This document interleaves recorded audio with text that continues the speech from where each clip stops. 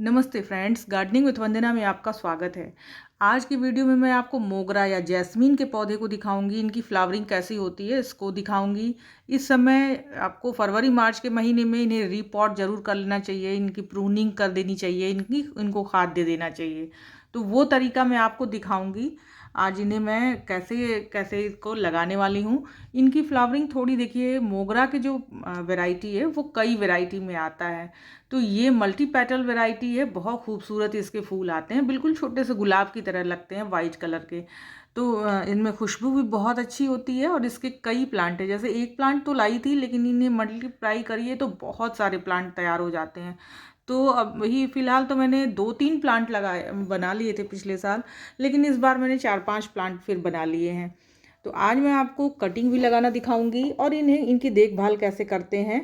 और विंटर के टाइम में ये इनकी डोरमेंसी रहती है। विंटर के टाइम में इनकी हालत कैसी हो जाती है, और अगर आप इग्नोर एकदम कर देते हैं इस पौधे को तो भी ये कभी मरते नहीं हैं। आज आपको वही सब दिखाऊंगी। तो ज़्यादा देरी नहीं करती हुए आइए चलिए वीडियो शुरू करते हैं और दिखाती हूँ इनकी कंडीशन क्या हो गई है। अभी जो आप वीडियो देख रहे हैं, अब ये प्रॉपर मतलब एग्जैक्ट इसी टाइम की है। और इसमें देखिए एकदम पौधे, एक पौधा तो बिल्कुल सूख चुका है। इसके दो बड़े बड़े पौधे मेरे पास हैं और इनमें से एक तो पूरी तरह से एकदम सूख चुका है, इसमें कोई भी जान नहीं बची है।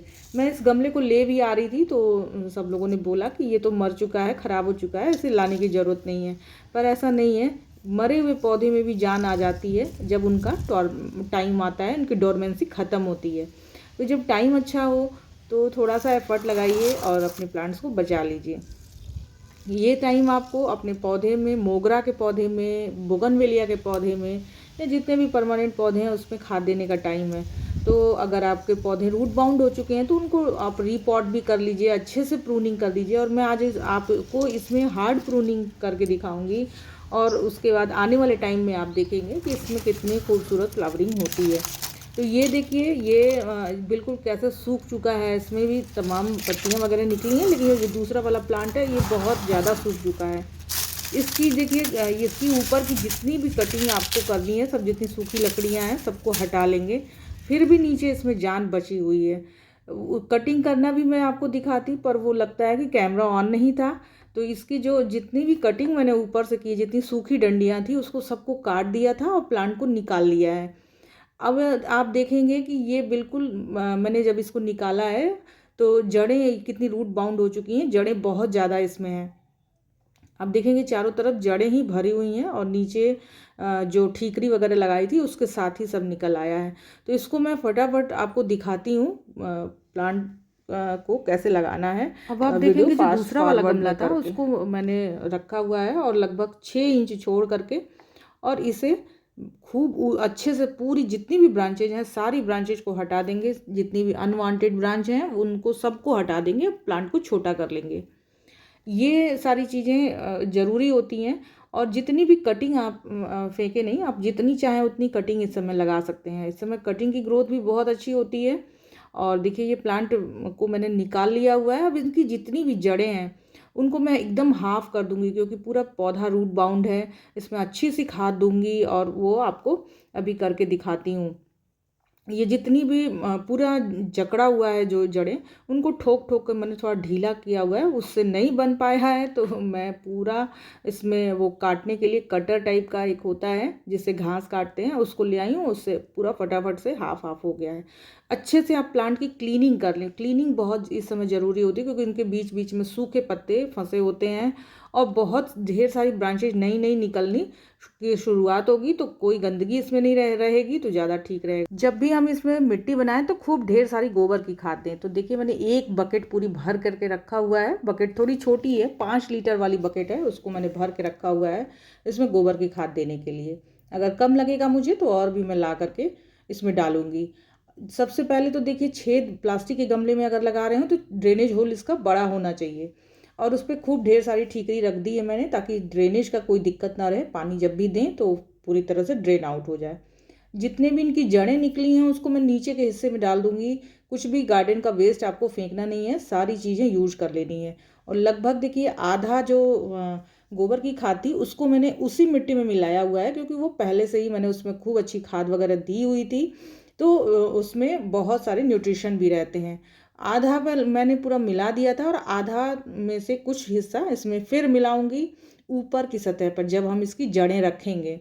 तो गोबर की खाद आप खूब ढेर सारी अच्छी सी दे दीजिए, ताकि खूब आपके जो पौधे हैं उसमें, अगर बाद में थोड़ी कम खाद भी देंगे, गर्मियों के मौसम में बहुत लू चलती है तो बार बार खाद देना इतना नहीं हो पाता है और इतनी तेज़ धूप होती है, तो थोड़ी अगर अधिक खाद लगाते समय ही दे देते हैं तो ये प्लांट जो हैं बहुत अच्छे चलते हैं।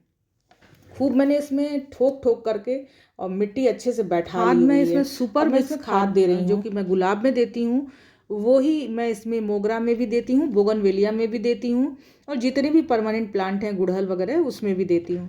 बहुत अच्छी परफॉर्मेंस है, अच्छे फूल आते हैं और खूब ढेर सारी फ्लावरिंग भी हमें इस खाद को देने से मिलती है। तो आप इसे लगभग 20 ग्राम के करीब में मैंने इसमें दिया हुआ है। थोड़ा आपको ज़्यादा क्वांटिटी लग रहा होगा, पर इसमें बहुत सारी ऑर्गेनिक खाद हैं जो कि इसको बहुत ज़रूरी होती हैं। इसके अलावा ये सिंगल सुपर फॉस्फेट भी है मेरे पास, तो पूरा 1 चम्मच भर के इसको भी दे दूंगी। अगर ये आपके पास नहीं है, आप डीएपी इस समय दे सकते हैं। जब भी किसी भी प्लांट की प्रूनिंग करें आप डीएपी थोड़ा दे दिया करें जड़ों के विकास के लिए। इसके अलावा इसको पोटाश भी बहुत अच्छा लगता है, इसमें एप्सम सॉल्ट बहुत अच्छा काम करता है। इसमें जितने भी ह्यूमिक एसिड हैं, जितने भी ऑर्गेनिक खादें हैं, वो भी बहुत अच्छी काम करती हैं। आप एक काम और इसमें कर सकते हैं, इसमें बोन मील और नीम खली एक एक मुट्ठी जरूर दीजिए अपने प्लांट को। मैंने इस वीडियो में करके आपको दिखाया नहीं है क्योंकि जो अभी मैंने खाद सुपर मिक्स दी है उसमें बोन मील और नीम खली ये सारी चीज़ें मिली हुई हैं और आपने देखा है कि थोड़ी मात्रा मैंने ज़्यादा रखी है। तो ऑर्गेनिक खादों का मिश्रण वो ज़्यादा है और थोड़े से केमिकल खाद हैं जिनसे कि बहुत नई नई कोपलें निकलेंगी, फ्लावरिंग भी अच्छी होगी। प्लांट के जो जितने भी तरह के पोषक तत्व प्लांट को चाहिए वो सारी चीज़ें उसमें मिली हुई हैं, इसलिए मुझे अलग से इसमें कुछ भी और देने की आवश्यकता नहीं है, इसलिए वीडियो में दिखाया नहीं है। लेकिन आप बोन मील, नीम खली, DAP, single super phosphate, potassium humate, ये सारी चीज़ें इसमें बहुत अच्छा काम करती हैं और टाइम टू टाइम आप इसमें दे सकते हैं। सीवीड भी इसमें बहुत अच्छा काम करता है। इसमें जो केले का हम लिक्विड फर्टिलाइज़र बनाते हैं उससे भी बहुत फ्लावरिंग इंक्रीज होती है।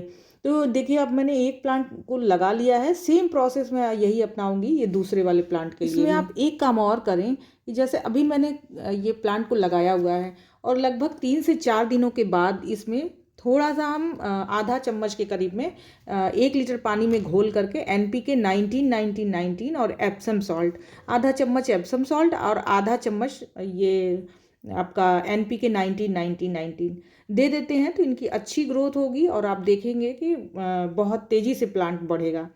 ये सारी चीज़ें हमें टाइम टू टाइम कर लेनी चाहिए। और कभी भी जो मोगरा के पौधे हैं, देखिए इसमें भी मैंने लगभग 20 ग्राम के ही करीब में लिया हुआ है, वही खाद है सुपर मिक्स खाद। अगर आप इसे लेना चाहते हैं मुझसे तो आप इस व्हाट्सएप नंबर पे संपर्क करके ले सकते हैं।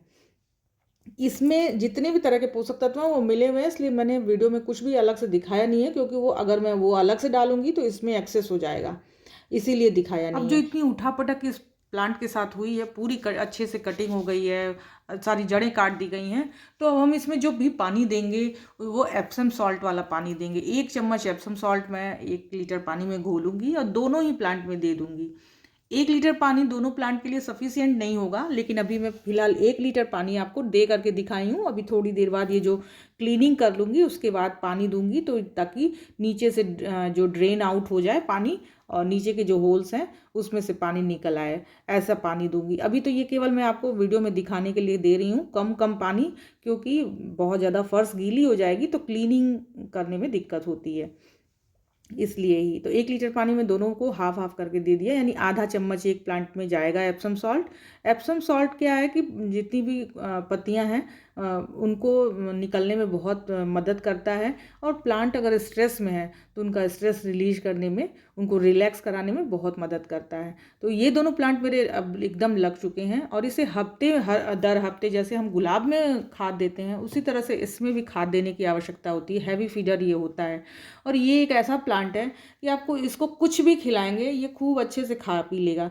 तो आप ये मोगरा के जो पौधे हैं इसमें ये ना सोचें कि कौन सी खाद देनी है कौन सी खाद नहीं देनी है। जब भी आपको मन करे आप इसमें हफ्ते में 1 से 2 बार आप इसको अच्छे से खाद दीजिए। इसके अलावा आप इसमें सरसों खली और डीएपी की खाद जो हमने अपने विंटर प्लांट्स में दी है और भर भर के फ्लावरिंग पाई है, वो वाली खाद भी हमें इसमें देनी है। तो सरसों खली को हमें भूलना नहीं है।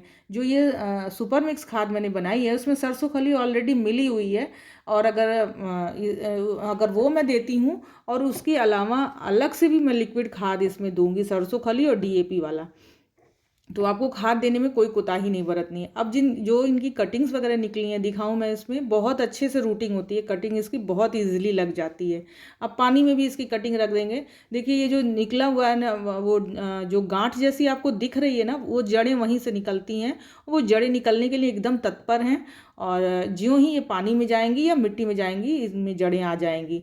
तो मोगरा की जो कटिंग है उसको लगाने में कोई भी ज़्यादा झंझट नहीं है, आप मज़े से उसको लगा सकते हैं और खूब ढेर सारी फ्लावरिंग पा सकते हैं।